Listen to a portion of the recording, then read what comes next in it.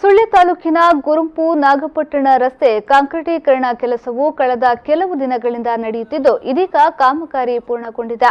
ಆದರೆ ರಸ್ತೆ ಕಾಂಕ್ರೀಟ್ ಕಾಮಗಾರಿ ಸಂಪೂರ್ಣ ಕಳಪೆಯಾಗಿದೆ ಎಂದು ಸುಳ್ಯ ನಗರ ಪಂಚಾಯತ್ ಸದಸ್ಯರಾದ ಎಂ ವೆಂಕಪ್ಪಗೌಡ ಆರೋಪಿಸಿದ್ದಾರೆ.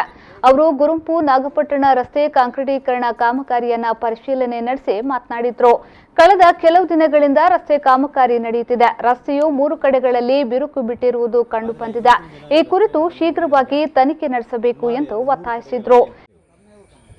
ಆದರೆ ಇವತ್ತಿನ ದಿನ ಈ ರಸ್ತೆಯನ್ನು ಬಂದು ನೋಡಿದಾಗ ಸುಮಾರು 2-3 ಕಡೆಗಳಲ್ಲಿ ರಸ್ತೆ ಬಿರುಕು ಬಿಟ್ಟಿದೆ. ಈಗಲೇ ಈ ರೀತಿಯ ರಸ್ತೆ ಬಿರುಕು ಬಿಟ್ಟಂಥ ಒಂದು ಸನ್ನಿವೇಶವನ್ನು ನಾವು ಪರಿಶೀಲನೆ ಮಾಡಿದಾಗ ಅಥವಾ ಗಮನಿಸಿದಾಗ ಮುಂದೆ ದೊಡ್ಡ ದೊಡ್ಡ ವಾಹನಗಳು ಇಲ್ಲಿ ಬರತಕ್ಕಂಥ ಸಂದರ್ಭದಲ್ಲಿ ರಸ್ತೆ ಮತ್ತೆ ಹಾಳಾಗಿ ಹೋಗತಕ್ಕಂಥ ಸಂದರ್ಭಗಳು ಬರಬಹುದು.